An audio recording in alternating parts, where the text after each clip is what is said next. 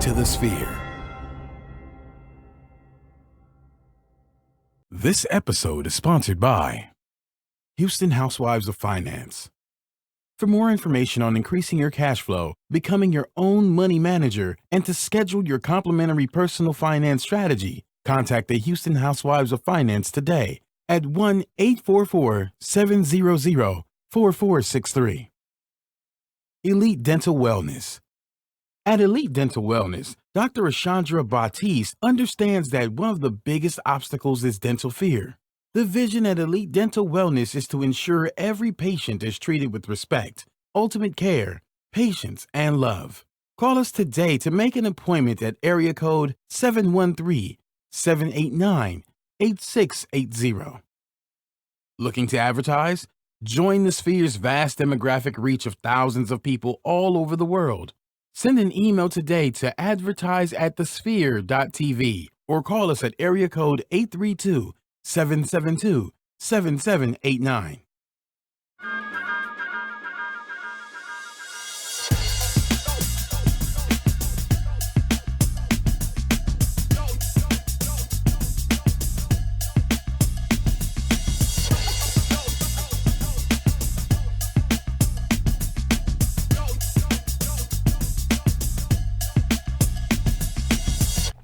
Hello, everyone, and thank you for joining us for Society Now, a show that endeavors to bring you riveting content that endeavors to excite, inspire, and invoke conversation, dialogue, and just really good vibes. You know what I mean? So in our society right now, so much stuff going on, right? We just have to jump right into it. So I'm your host, Kira Laws, and you can follow me on Instagram at The Modern Day Cindy. That's Cindy with the I, not a Y. What's going on, you guys? This is Kayla Laws, aka Senor Wabo. Do me a quick favor, right? Don't pause. Just go ahead and go to your phones, or if you're driving, wait. Don't do it yet. But go to Instagram and follow me at Senor Wabo 713. That's SENORGUAP 0713, and holla at your boy. We got a fantastic show today, Kira. Thank you for having me on the show with you today. I mean, I have you on my show every week. Oh, yeah, that's right. I'm not the special guest. Well, you know, you're not the special guest. No, I'm not. But we do have a special guest because this is May, and May is Mental Health Awareness Month in the United States. It sure is. And so who do we have today? Well, so we have someone who I met on the campus of Texas Southern University, where we're colleagues there, and we were on a panel, and I literally was the least qualified person to be on this panel, and she probably was the most qualified person to be on this panel. And probably you're a black man in America. I don't think you're least qualified. Well, I'm saying that. Who you're asking. Depends on who you're you know, asking. and so we have none other than the indomitable, the world renowned, the world class, the absolutely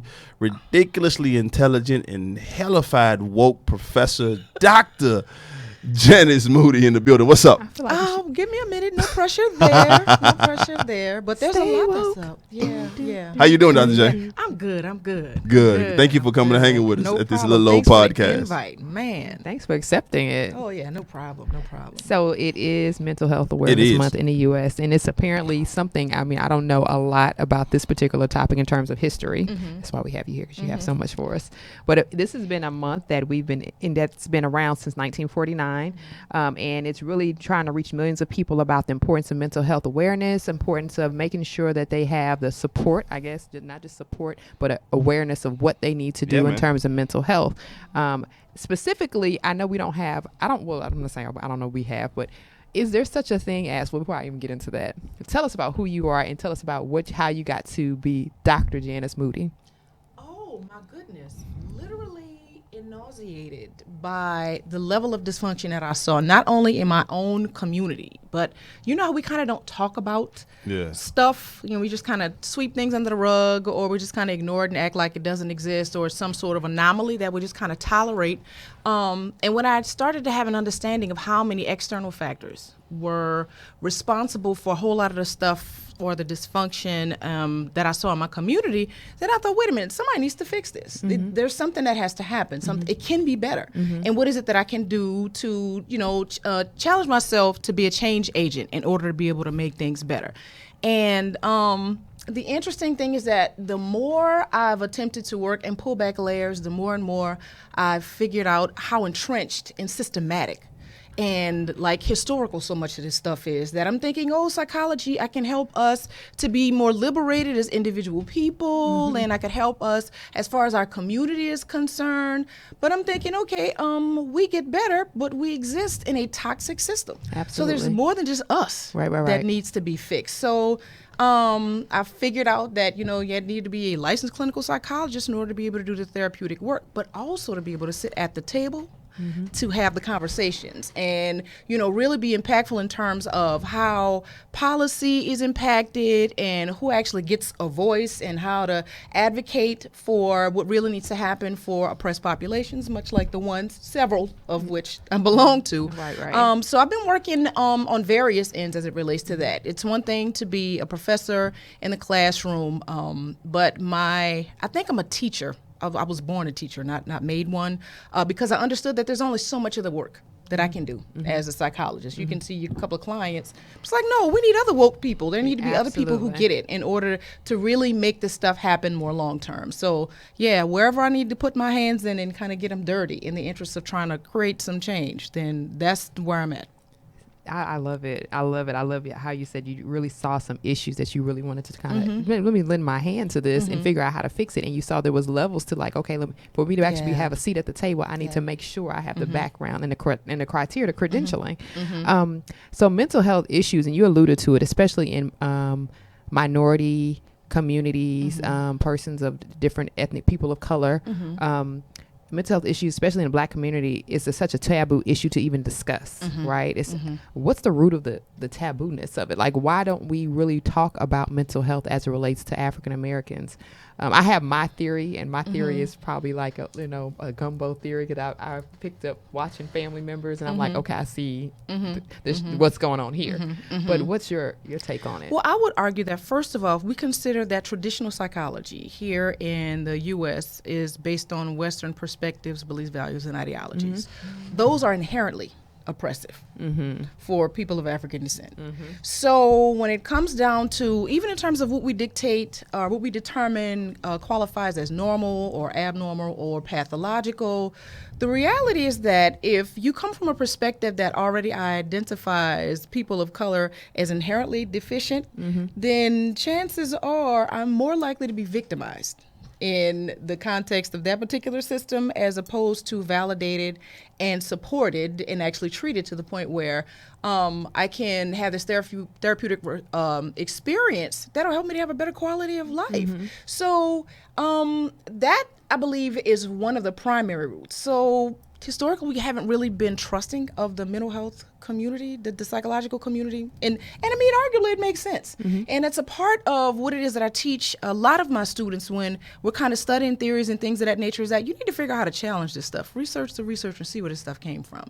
Because the reality is that if we are over-pathologized, then you're not going to get well. You're not. And what we're going to do is what we've been doing a lot of times, just kind of running and hiding.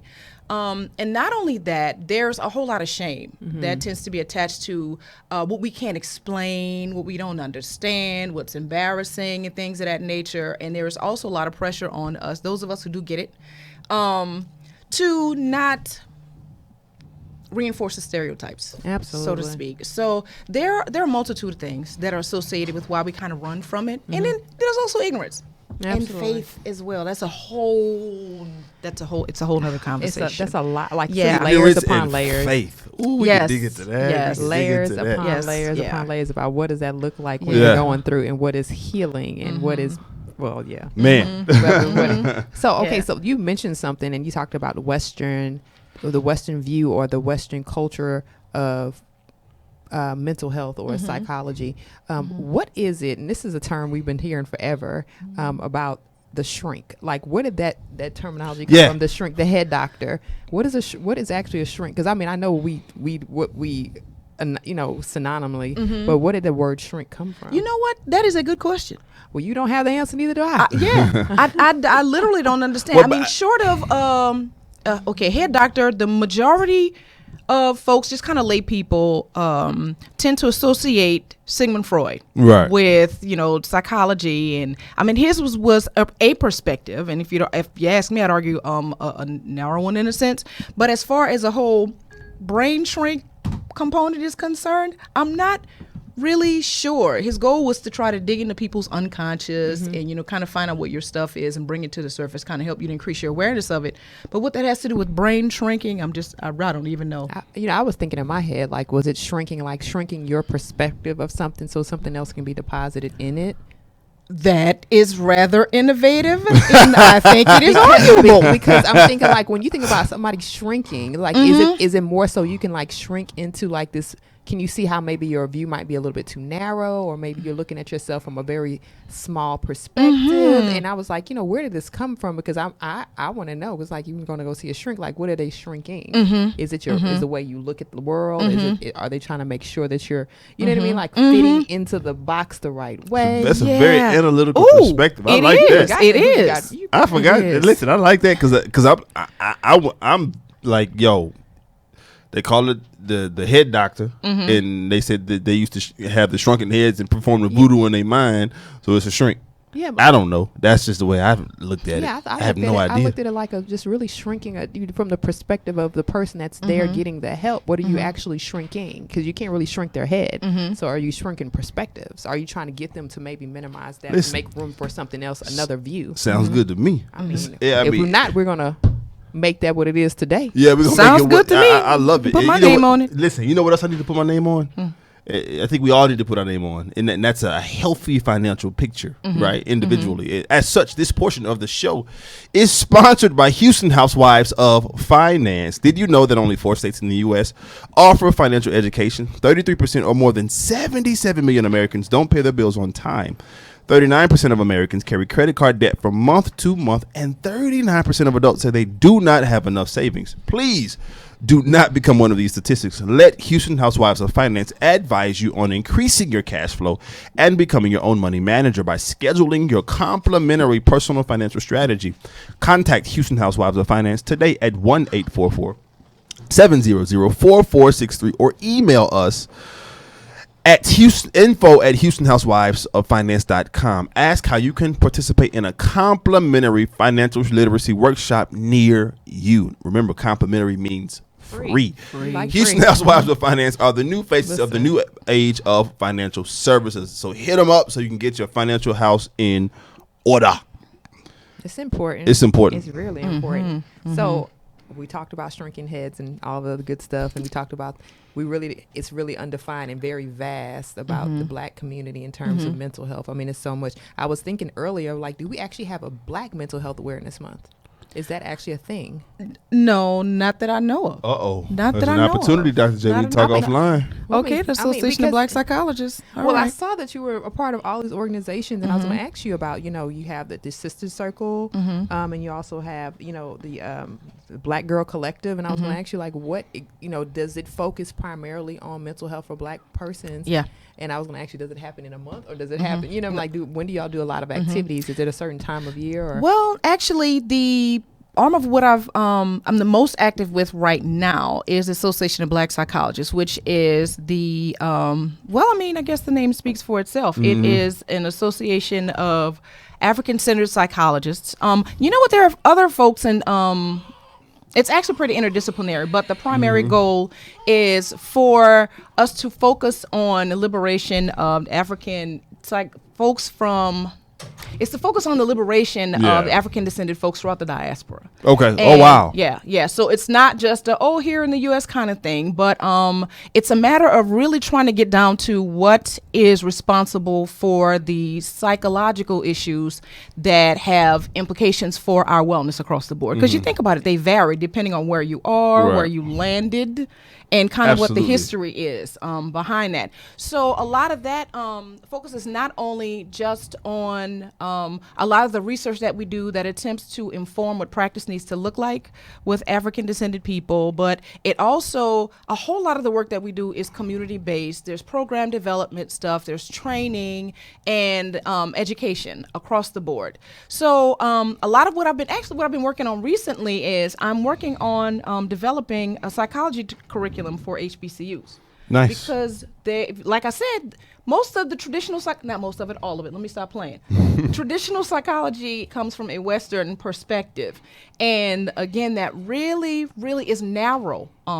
If you have standards that are by and large established based on like white men, so those can't be the standards that we establish for normalizing everybody else across the board. I mean, and that's an amazing perspective because we all of our experiences are so vastly different, even interculturally, right? Intraculturally. Yeah. And so that I've never really, I guess, I'm not a clinician, so absolutely, there's no reason for me to think like that. But I never thought about the pathology being actually different.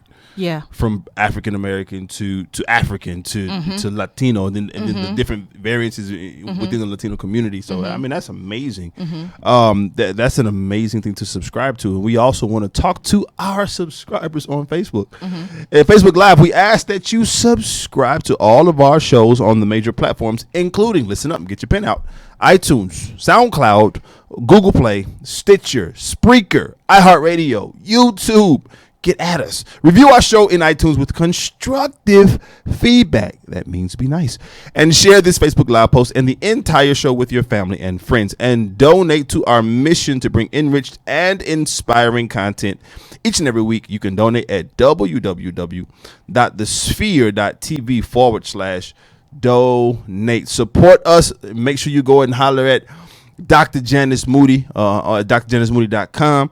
And we shall see you all soon. Make sure you click subscribe on the website so you can get the rest of the podcast. We'll talk to y'all. Be good. Now, a few more questions, Dr. J, before we dive into these wonderful hot topics. Does therapy really work? And is there a good candidate for like who's supposed to go to therapy? Is it only crazy folks? No. I would argue therapy is best for people who ain't crazy yet. Because it helps to keep it's you prophylactic, from going, right? It's proactive. Yes, it's rather preventive. I don't know if you have heard any of Jay-Z's most recent interviews. There was one that I saw. I think it was with somebody from CNN, or was it the New York Times? Don't make me lie. And the other one was with David Letterman. And just in terms of his being able to verbalize the impact that insight has had on him and how he got it. I mean, there's one thing for him to be iconic. He's married to somebody who's an icon, and a lot of their lives are, it's kind of, okay, not all of it, because they've done very well in terms of being private. But in terms of the things that kind of leak out, there's a lot of stuff that they couldn't really cover. Yeah. And in terms of him being able to have a conversation, particularly for a man who's iconic from hip hop culture, and as much as I'm a hip hop head, I love it. I'm a big girl to the heart. But the reality is that there's a lot of misogyny in that. Absolutely. So how do you... a lot. It's like 80% misogyny. Right. So how do you balance that out, especially when you get to the point where you decide in life that that's not who you want to be, that there's a relationship, there's somebody else that you value, and you're really trying to figure out how to actually be in a healthy relationship with somebody else that you love and respect. Right. And it's inconsistent with a whole lot of what people have been taught and what's kind of been endorsed, and not to say just by hip hop culture, but I mean, patriarchy is the foundation. So he talks about what it is that he managed to learn about himself, his history, his circumstances, and the insight that he got has given him like a completely different perspective and understanding on life, and kind of like how he moves, what's happening, how the people that he cares about are impacted by his relationships. And so in terms of his being able to have a significant impact on creating differences with his relationships, it's like the key that opened the door for you, because we all have these cycles regardless. I know you've seen or heard or know somebody who's had like the same relationship over and over and over again with different people, and don't understand how just they keep doppelgangers just like, all day long. I don't understand what's happening. The reality is that there are some unconscious things that inform kind of how we make decisions or kind of how we move. But when we're aware of the things that are contributing to how we operate, then we can make some changes with those. So for people who don't know what their triggers are, they don't know that they've been traumatized, you kind of don't know what your hangups might be, what unresolved issues you might have, therapy is there to help you to figure out what some of that stuff is, and for you to be able to kind of make some changes. You deal with it, process it, move on, and don't let it hold you, but you kind of dictate what happens in the future. Yeah, I love it. My wife and I, we very much are proponents of therapy. It's part of our budget. It's part of our monthly budget. It's part of our lives. We didn't start off like that though. Because again, you come from unfortunately the stereo. At least I came from the stereotypical family. You don't tell your business, right? You know what I'm saying. You might go to your pastor. That's about it. But listen, Right. he may know Jesus, but if he's not trained, in understanding the human mind and the human condition, then that's not who you need to go to for these elements, right? And so, we are very much proponents of that. One final question, and I've been itching to get to this question. You ready for this one? Who's crazier, men or women? I'll tell you this much. First of all, we got to look at the at the intersections. I'm not gonna say a lot of times. I think testosterone just genetically predisposes y'all to some interesting stuff. I think there's a genetic predisposition for it. I'm gonna just put that out there. But I think that there's a lot of stuff that contributes to what we consider to be crazy on both sides. For sure. Yeah. Even the word crazy, I might use it as a euphemism, but it's such a loaded term. It actually is. But you consider what we call crazy is anything that we don't understand. Absolutely. So I mean, like in a more generic sense, then we kind of all have our own brand of crazy. It's just a matter of figuring out which kind of crazy you are and figuring out how to manage that and which other crazies work for you. Boom. Yeah. Boom. I was just about to say that. Yeah. I say that my wife and I do some kind of, we work in like marriage ministries and do some not necessarily marriage counseling, but just kind of help, from my perspective. And I say all the time that marriage is two crazy people trying to become one sane person. So you just got to figure out what kind of crazy your crazy matches with. Because everybody got some crazy. Everybody got some. If you've been alive longer than 15 minutes, you got some crazy with you. Absolutely. Yeah. Because of your perspective, because of what you've gone through, what you've seen, what you're Mm-hmm. born into. They absolutely that you have no idea. That's a good crazy one. too. Yeah. How you respond to it. Environment dictates everything. It's so much. I really wanted to ask that question. I was like, we have to ask that question. but of course I lost because she said men. She gonna try to point figured it was gonna be surreptitiously. See, y'all hating, man. I'm the only guy in the room right now. I'm gonna give credit. Chromosomes that are different floating inside of you. It's almost like necessary to be crazy. Yeah, I was gonna cite a person, but I'm not gonna cite that person. Let me shut up before I start saying stuff. Anyway. There's some stuff that helps y'all to be crazy. There's some systematic stuff that helps y'all. You're qualified for it. It's authorized and endorsed. Well, I mean, you think about it, and like we're going into the conversation. Absolutely. Perfect segue for what we were talking about a couple of weeks ago, the artist dilemma, right? And what's happening right now, we're seeing it played out in media about these persons that we see, African American men specifically, that are, put in these places and these platforms, and you're seeing them, I'm gonna say, have their public meltdowns or their breaks in front of everyone, or maybe they're pontificating, or they're going through their soul searching process, but they're doing it on this national stage, and it makes them look even more crazy, right, than their normal crazy, right? Because everyone has a little bit of cray in them. Yeah. But some of us covered good. Some of us covered good, but you can't. Anyway, so we have first up will be Kanye West, right? And we can't escape this conversation. Well, I should have played it. We can't escape Kanye because he's going to keep coming up because people have this conversation that's not going anywhere. They're like, okay, I can't believe you said that, black man, because you are the Jesus walk guy. But people are it's a lot of big backlash against him now. There's a petition going on. They're asking Adidas to stop their relationship with Kanye. People are really upset and hurt. He apparently had a shoe opening this weekend in Australia and no one came. Literally zero. Now you think about what Australia is, and you think about the history of Australia, and you think about if they felt it in Australia. Like, people are really upset about his statements. Like, you think about the canvas of the world right now. You know what I mean? People are really not playing. Like, this is a serious situation going on. It's so interesting. It's such a what he said was such a polarizing statement. And then he went to the Twitter sphere to explain himself. And tried to explain himself, but like the damage had already been done, right? You'd already fired the first bullet, and it hit. Now you can't take that bullet back, Right. And so it's one of those things, man. When you look at the global impact that Kanye has had, traveled all over the world as a musician. He's a revered name in fashion at this point, so that's another industry that touches literally everything and everyone. And then you look at what currently is still happening in slavery. Mauritania still has slavery, right? There's been slavery in Libya, right? There have been bouts of slavery in parts of Persia and the Middle East. We North Korea. You know what I'm saying? Dealing with the camps that they have over there, and so it's such a palatable or tangible issue. He just didn't choose his words right. There's another side of it. We covered it on a radio show. We talked about it this weekend on a radio show that of the millennials and even of the ex-millennials now, folks who are my age in the mid to late 30s. They're really backing this guy.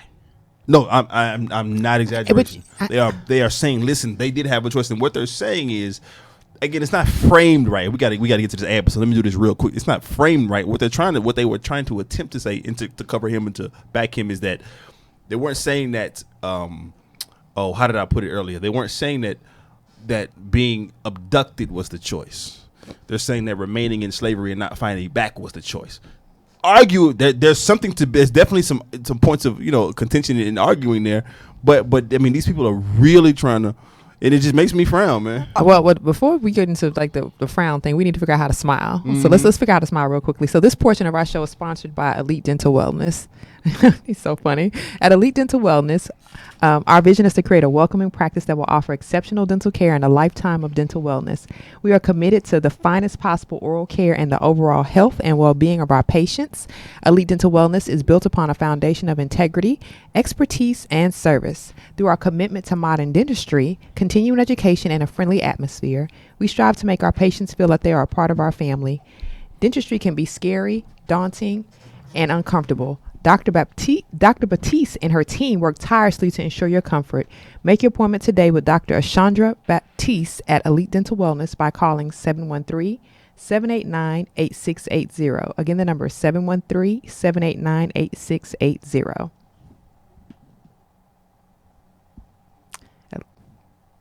So what we're talking about is the frowning that's happening right now, and we're talking about what's going on with Kanye, and we're talking about how millennials are responding to him as a voice of their generation. I'm not quite sure. Well, what we saw here was the actual, when he made the statement, he was talking to Harvey, and Harvey, I don't know this guy's name. I never remember his name, but no shade at all. But Harvey and Harvey's assistant, I'm going to say assistant, it's not his name, and referring to this Make America Great Again hat and Kanye's position on how he felt about slavery. And he was like, 400 years is a really long time. Like 400 years, that was how he kind of overemphasized it. One of the persons in that picture, I don't know if everyone knows their musical background, Lear Cohen, and he is a big music exec. And I was talking to Kaylin of Def Jam. He had made, he's made millions of money on entertainers forever, but he also made a lot of guys a lot of money. But you think about it, was he, the question is, was he always like that? We don't know.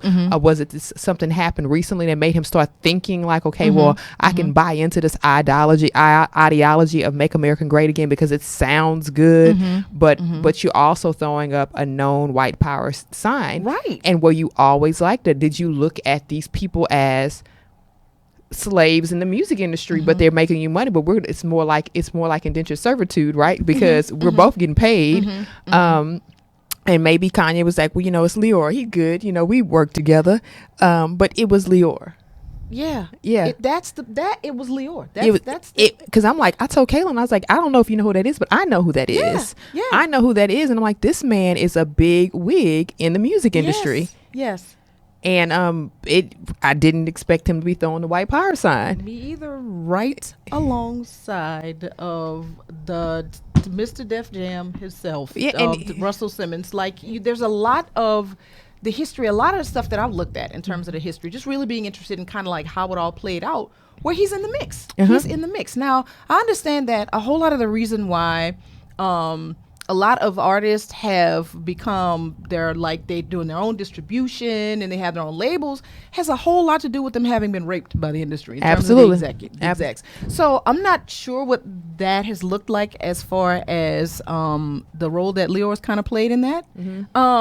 But I'm confused. I was confused by it. I was confused with the transition from that picture to him going to TMZ to try to explain himself, himself. Lucy Splain. Explain himself. Van telling him pretty much, dude, you hurt me, and then people was representative for many people about his statements, like your statement. You just made the statement as if it was right and it was logical, and it wasn't right and it wasn't logical or informed. And then, on top of all of that, you backdoor with this. Like he said, he went on his Twitter thing trying to explain himself, but the explanation was so long. It was so, first of all, the timing of it didn't work. It didn't matter. You already shot your shot. You already shot your shot, but you're shooting your shot on Twitter, which is the platform of your president that you believe in. You know what I mean? So it's like people were not paying attention to you, because you've already said what you said, and I'm not going to give Kanye a pass and say that he knew what he was doing. I'm not going to, everybody's like, well, maybe this is not. When you look at it, listen, I watched the hour and 45-minute video with Charlamagne that he did, and in that video, and I'm paraphrasing, he was saying that I'm figuring this thing out. So the issue is he thinks out loud. And he needs someone in his camp to say, "Hey man, shut up." He needs Dr. Janice Moody. Hey, bro, relax. Give me a call. You can put me on retainer. Easy. Who is his agent? And let's help him. He fired everybody. Well, that's the thing. Okay, so that was the thing. That was the prelude to all of this. That's a larger issue. So before we even got to this part, it was him saying, "I fired everybody, and I'm in the sunken place." That's how we even got here. Yep. It's 2 weeks ago he said he was in a sunken place, and we were like, "Okay, so you're writing from the sunken place. What does that look like?" Yeah. Right. Then he backpedaled and said, "Well, does this look like a sunken place?" And he put his house online, and his wife was like, "I thought we had an agreement not to put where we live because she just got robbed, a year ago. Was, in Paris." Yeah. In Paris. And so this is how all this started unwinding, because he referred to himself as being in the sunken place. I don't know the connection there, because I'm like, we saw Get Out. We know the sunken place is not a good place, but you just took a picture with Leo Cohen. Right. So are you in the sunken place? So with the Make America Great Again hat. Yeah, with the and MAGA you said hat. and that slavery was a choice. It was a choice, yeah. But so let me ask you this: what from a psychological standpoint, talk to us about what grief does, because he ain't been right since he lost his mom. Much like a multitude of other things, it can kind of have different implications for other people. I think that, first of all, we have to take into consideration that he's a celebrity, so a lot of what some people have the luxury of being able to kind of process behind closed doors, he kind of didn't. And you think about where his career was at the time. Kanye was the man. Yeah. So in terms of kind of keeping things together and, kind of maintaining appearances, I think that a lot of it he just kind of shoved, and didn't deal with it, didn't process it at all. And I think it was easy for him to, not in addition to that, for him to become a target for the Kardashian bunch, which I think only further complicated stuff. I would argue that Kanye is, I think he's a really bright dude.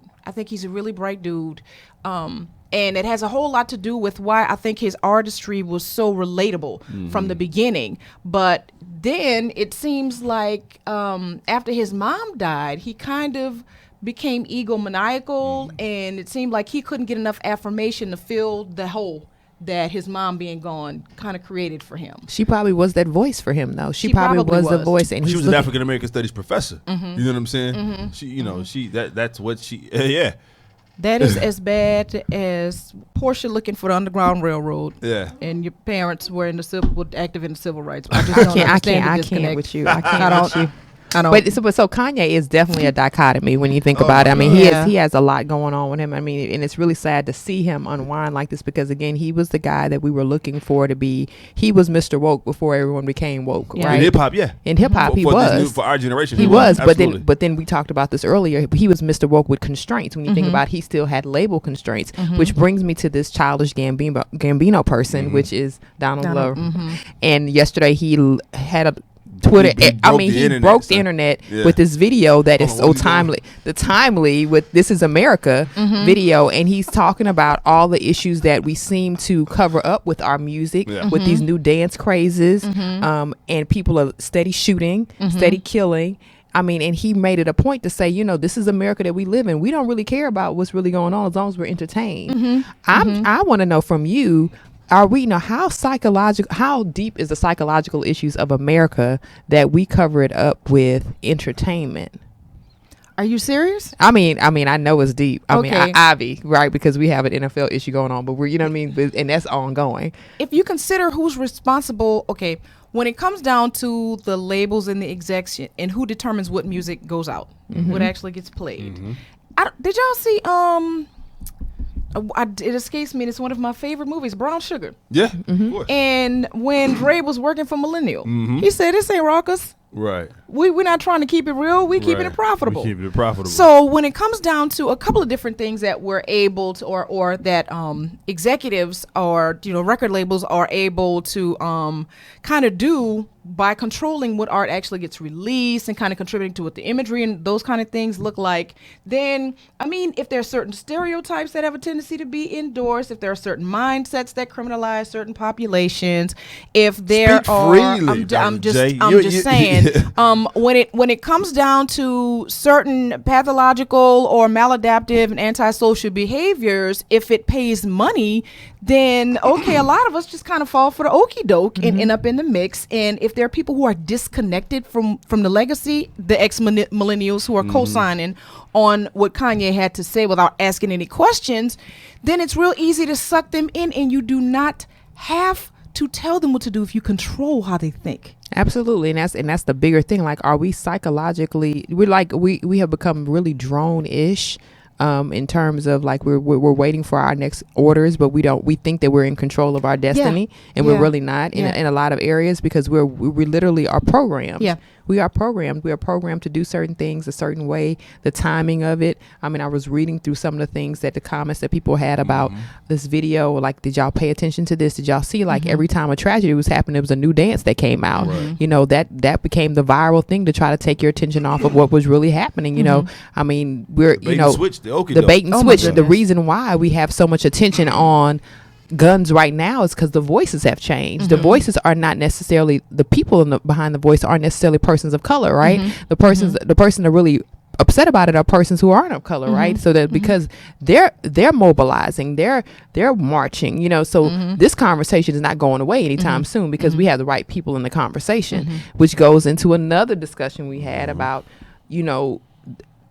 collusion, if you will, and our entertainers or our athletes and what that looks like, and how we actually look at it in terms of being able to process what's going on. If you have the right people connected to you, then your voice is heard. If the right people aren't connected, then your voice isn't heard. That type of broadcast platform is always something that needs to be watched and needs to be, we have to have under scrutiny, because when we broadcast and we put out those kinds of things and that kind of imagery, that kind of messaging, it's really, really, it can really be powerful, Kim. It really absolutely. So when you think about that, we think about what the Sphere does for us. And so when we think about the Sphere, we think about how it brings us that same platform. So this portion of our show is sponsored by the Sphere. Are you starting your business and looking for a place to advertise? Do you have a need to reach out to thousands of people across the world to build your brand or sell your product? If so, get your product placement and advertising needs handled right here at the Sphere. We offer a wide variety of content delivery platforms, including iTunes, Google Play, SoundCloud, YouTube, Stitcher, and plus a whole host of other demographic reaches. Plus, we have a vast demographic reach within the United States, as well as modern countries around the globe. Our enriched content and inspiring dialogue, coupled with your strategic ad, is surely to hit the mark every time. Call us today at area code 832-772-7789 or send an email over to advertise@thesphere.tv. Again, the number is 832-772-7789 or advertise@thesphere.tv. Holla at us. But we were talking about recently before we went to the ad, we were talking about what's going on with collusion, and so we're still, we're almost 2 years out of not 2 years, knocking on 2 years, if you will, of the protests from Colin Kaepernick. But Eric Reed, who was his former teammate, has now filed charges with the NFL player, with the NFLPA, of collusion as well, because he has said that he's potentially gathered some information. He was interviewed by a team, and they actually asked him what he was going to do, and so that based on his answer, they withdrew their potential offer. So now you can have an what is it called? Pretty much like a human resources violation, absolutely, so to speak, because he's been discriminated against because of a personal belief, and so we start talking about all of this. The messaging that we're using, and collusion is, from a legal standpoint, collusion, and correct me if I'm wrong, Kira, but collusion is such a hard thing to prove, because you have to have, it's a certain amount of facts and data that have to be present, and what they're going to try to do is they're going to try to marry what happened when Eric Reed was in unity with Colin Kaepernick with the kneeling, and show how, just like Colin, he has been, not picked up by a team. He's been blackballed because he chose to kneel, which is it was just his right. Okay, it's not, nothing he's done is illegal. It's a right. But no teams have offered to pick him up, and the one team that did extend the offer before they actually. Well, I can't even say before. Well, they extended the offer for him to come and, have a tryout to play or whatever. Right. And they withdrew it as soon as he answered the question, which is discrimination. Right. The collusion piece of it is he has to prove, that's the conversation about Sports Center earlier today, having to prove that these teams are agreeing with one another that that's what they're going to do. That's what makes collusion hard. What's going to be interesting is to see how the NFL is going to try to push or shove this issue or shelf this issue, by allowing the owners to make a decision. If the owners would allow the team members or the players to kneel, that's the owner's decision. I was like, well, what happens if all the owners decide not to have the team, the players to kneel? Technically, that's not collusion because they gave them the right to do that. Right. But at the same time, it doesn't give the players the right to exercise their legal right. I said it's the same thing as being in the office with someone who practices a different religion. You can't tell them they can't pray. You know what I mean? I'm like, that's the same thing. But you're being very restrictive and you're putting restraints on them. I think it's a very bold move. Yeah.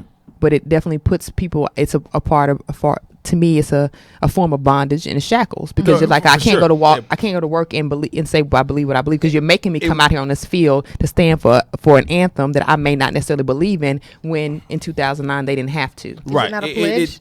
What if I opt to not pledge? Right. I don't get to opt to not pledge. Right. Because I might not believe in this pledge of allegiance, but I believe in the God that I serve, and that doesn't mean anything. That's my personal belief. What's so interesting to me about it, Dr. J, is that not only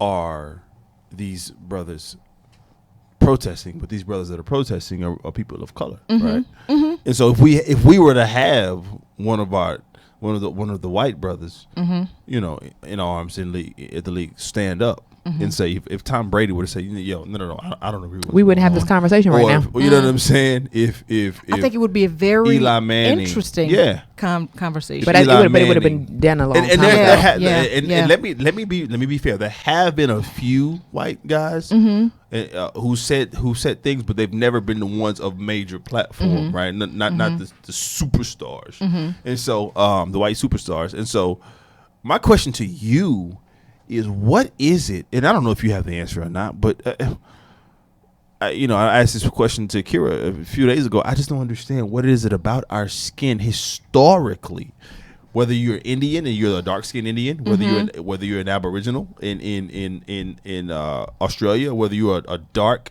African in South Africa, what is it about our skin that really bothers those who don't look like us. Because it goes to the mental health of African American persons in general. Because we have to be cognizant of our skin is offensive, our hair is offensive, our lips. It's a lot of things about us, our voices, that we have to water down because people don't.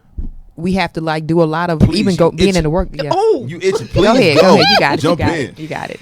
It's not so much the skin or the hair or the timber, but it's what all of that represents. Absolutely. And if you consider what has that you can't take away, I don't care how white you make the latest Nefertiti bust. I don't care. Yes. The bottom line is that in terms of what it has represented throughout the course of history, and despite colonialism and all efforts to strip and invalidate and dehumanize and take away, you cannot kill it. Mm-hmm. You can't. And there is a level, and this is my own personal theory, of inferiority that people who are not as melanated have as it relates to who am I? What is my significance? And what am I made of in comparison to these people? I don't have this level of resilience. There isn't this inherent strength.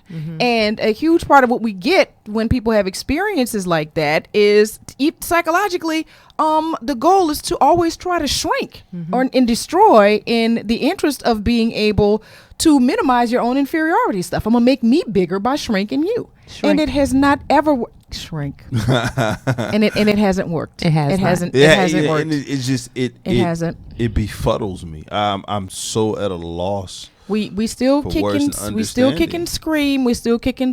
And not only do we survive, but we are a thriving people. You would think that, I mean, the reality is that when we talk about this stuff, from the Kanye stuff to the football stuff to the stuff that's happening, even with regard to what is that we get to see and don't get to see as far as media is concerned, there are very complex, systematic strategies for assuring what the outcomes are. Absolutely. For, the goal is to, keep this particular group oppressed. We're not going to create a platform that's going to allow for you to be able to maximize your potential. And it has implications for us. But the bottom line is that, like roses in concrete, we still burst through it. We still, not everybody else is able to do that. And I think that there is, honestly, there's some envy for that. I mean, I'm sure it is, because I think about it from, I had this thought earlier today, and I was like, we have, like you said, we're very resilient people. We didn't just come out of nowhere. We know that we were, we obviously have some African descent. We may not know what country in the continent we're from, but we know we're from that place because there was none of us here. You know what I mean? Many of our ancestors came here, and that's how we got here. We were transported here. But it's in a lot with that. I think it's the knowing the historical, like you said, the historical content of what Africa represents. It's already, like you said, it's rich in a lot of stuff, but also rich in knowledge, information, the very things that people try to keep out of the history books, the things that they don't want people to know that we've built, that we've done. It's the Academy. Where you think the Academy from? Yeah, that whole exactly. I'm like, all the information, all the knowledge that was there, we still house. Libraries at Kush. We still house. We're the first HBCU. Stop playing. Exactly. And then we hear about these hidden figures. You know what I mean? There was so many of them. You know what I mean? Musa.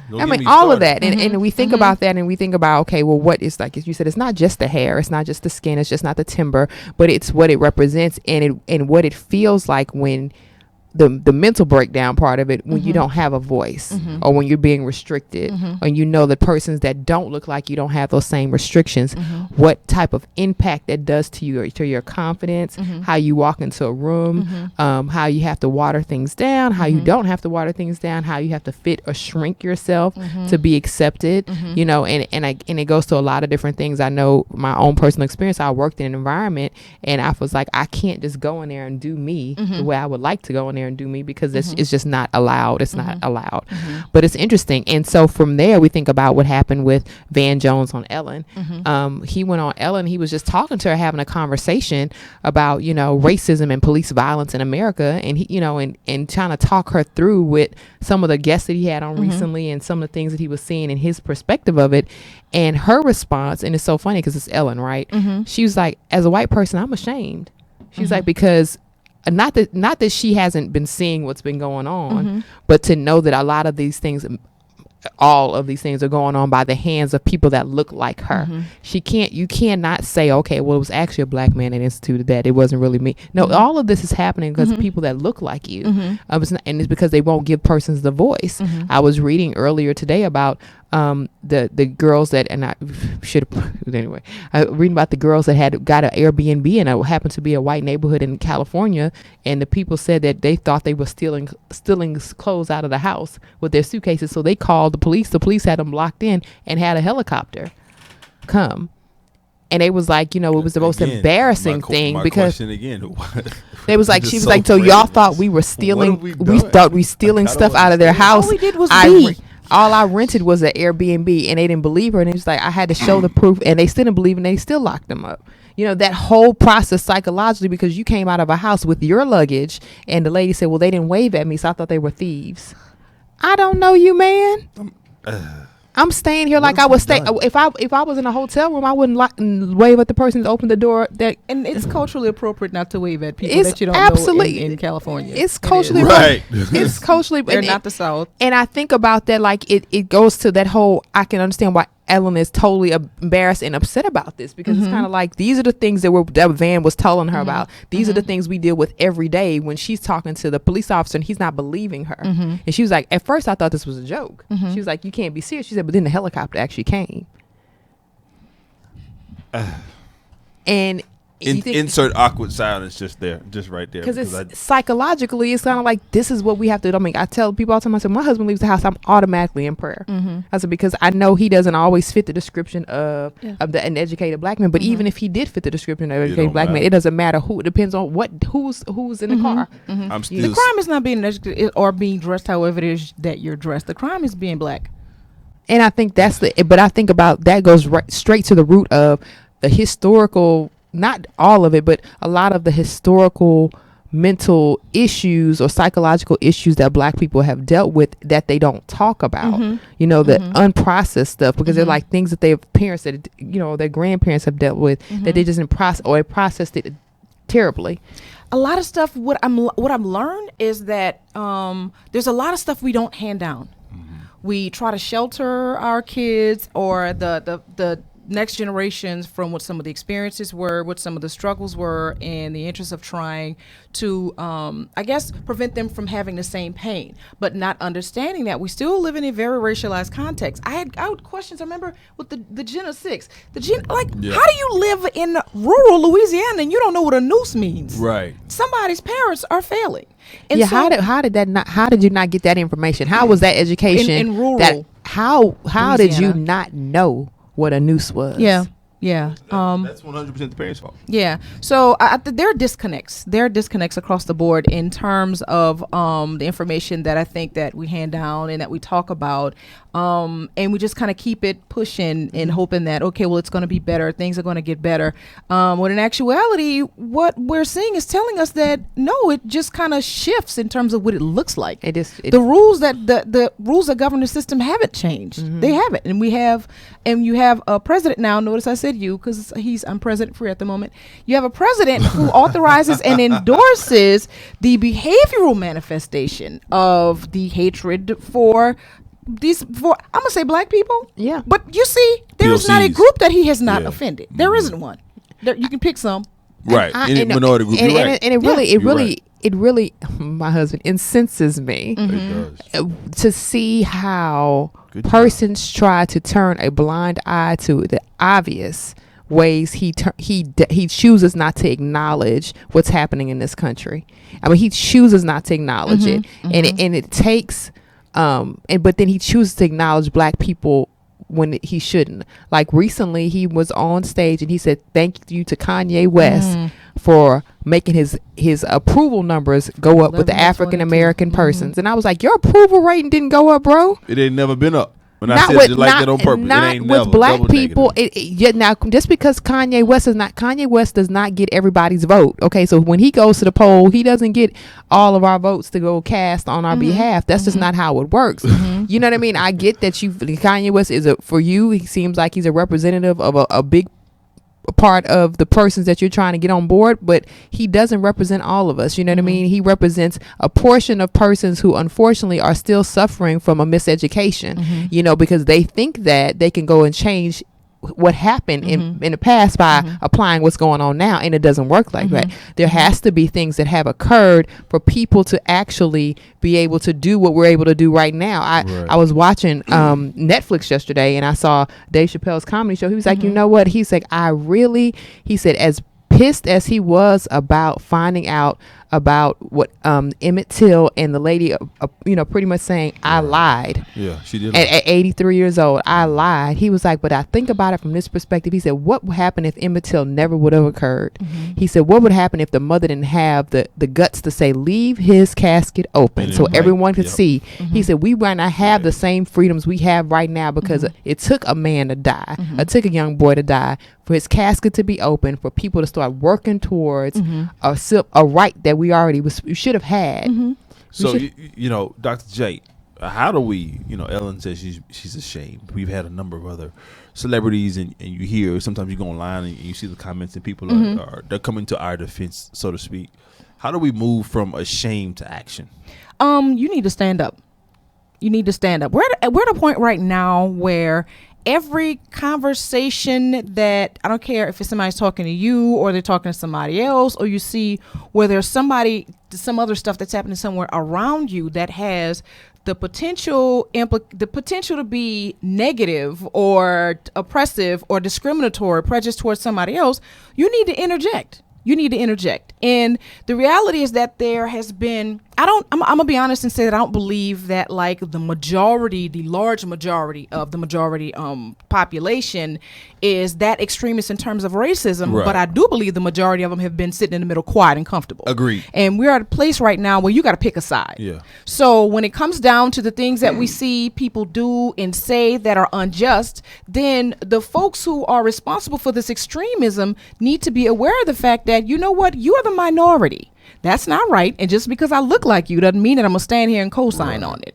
And I think that as far as the sad reality is that our voice is valid to this extent, but it's interesting how much more powerful like the Black Lives Matter movement is when you got a whole group of people who are protesting and none of them are black. Right. And they were talking about they're really trying to validate the value of black lives. Like, dude, this is not a black people issue. This is a human rights issue, and it's not okay. So when people actually get to the point where they are disgusted enough, and I think that you should be, when they're disgusted enough by what's happening in our society to actually stand up and say something, then it puts more people in a position to be able to really, really impact change. You can't just sit down and be quiet on it. Right. You can't. It's exactly what Ellen was saying. She's like, as a white person, I'm ashamed to know all these black lives have died because of police violence. Because, she's like, I have to say something about this. But it's like you said, it takes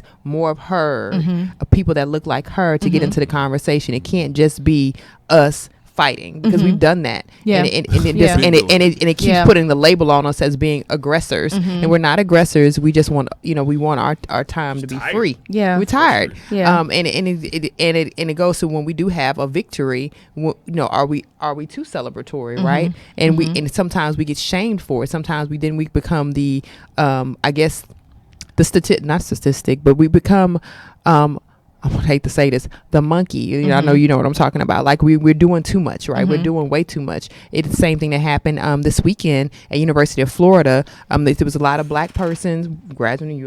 It's Florida, so there's a lot of everybody in Florida, right? But at University of Florida, all the black graduates wanted to celebrate going across the stage, and we see it all the time, especially going to HBCU or working at HBCU. But apparently all the black people that danced across the stage were manhandled and shoved by the white teachers off the stage. And I want to know, is that part of like our celebrations of victories? Because that's a victory to get your education. It is a victory. I'm sorry, everyone. It is because I mean, Thank everyone God. can't. We've Thank all God, been you know. But that you've been able to victorious. get that far Blessed ahead, and highly favored. right? Glory. Why are we too celebratory? Does that go against the very nature of what being distinguished is? I mean, because people look at that and frown upon it as well. My take on this is I've always had an issue with, from high school to undergrad to postgrad, all of the graduations I've been in, I've always had an issue with how the schools wanted to put a premium on how I can celebrate. This is a momentous occasion. This is I'm not saying go crazy, but if I want to have a good time, a real good time, and you know what I'm saying, like that's the way I think that's the way it should be. And I've been blessed to go to PWIs. I've been the HSIs and to HBCUs, and if you look at what's going on, like they're literally getting pushed and manhandled, like physically assaulted almost, not necessarily punched, but the legal definition of assault. Yeah, the legal definition of assault. They're being assaulted, and that's just too much. Again, these are people that are having in this day and age, in this day and time, they're having a wonderful time. And one of the graduates says that it definitely was a race thing, because it was other persons that were backflipping across the stage that weren't black, and they did not get handled like that. So it's something about us. Back to the original question, that is so much. So let me ask you, as a member of the academy, and who sat on these stages in all of this kind of deal, what's your take on it? I think they're on some level, as far as what constitutes distinguished has a whole lot to do with whatever is the culture of the university, first of all. And I think that especially when you have commencement exercises where you could have thousands of people who are, trying to commence, and there's this whole process, and you got however many people who are waiting to kind of celebrate along with them. I think that there should be a limit to the extent to which you try to make a show out of your own thing. But at the same time, you can't, if you're going to make it a requirement and create a limitation for one person, then it needs to be for everybody. And not that you shouldn't be able to dance, because some of us, I know by the time I got the doctorate, I couldn't stand up straight for the crying. I was like, Jesus, is it over for real? Then nobody's going to take it. There's no extra edit or anything. So in terms of what that looks like, I think that there should be room for some of it. And yeah, we see some people go overboard, but it doesn't have to be. That takes, the way that they handled it took more dignity away from the actual commencement exercise than the students dancing and celebrating. Thank you. You did. Thank and I mean, you. it's and that is more of a reflection on the people. So like, what are y'all, like bouncers? No, this is not the club. It's not the club. You didn't have to handle them in that way. And it definitely just shows that there's a difference of how we look at what we consider to be, I guess, threatening behavior. Because what is a dance going to do that you feel like you had to shove someone off the stage? What does a backflip do that you feel like that's okay? There's a potential for danger for the backflip, I would think. It's insurance, right? If we consider, it's not so much the actions but who's performing the actions that informs the interpretation thereof. For example, I've been having these conversations with my students, like how all of a sudden addiction is this disease that has solicited so much compassion, but when we look at the addiction that we're talking about more specifically right now, it's the opioid epidemic. It's opioids. What does the opioid epidemic look like? Us. What is so when the war on drugs and substance abuse and addiction was about crack cocaine and black and other brown people, then those people were criminalized. I mean, you don't get help. It's not a disease. You don't need help, but you need to. And even prior to that, the heroin epidemic was in the urban communities, in the 60s and 70s. There was no let's help them out with even that. in terms of how do you explain affluenza? Absolutely, right. So the idea is that when I know what it is. I'm saying, what is that? Like that became a thing. Give me a break. Seriously. Yeah. So ultimately, it's a matter of what society has done very strategically and systematically to attach certain characteristics to certain populations. That way, we subconsciously use those particular backdrops to interpret their behavior. I remember when I first read about the affluenza case and the young man, and I remember thinking of like, this is ridiculous, because you're getting off because of not only who you are, but what you're attached to. Then you think about what's happening with, the opioids, and you think about, actually cities and states considering having safe places to actually use drugs. When you think about people being able to talk about opioids in public and not to look like criminals, and we're having a debate about whether or not time off and your insurance covers it. Right.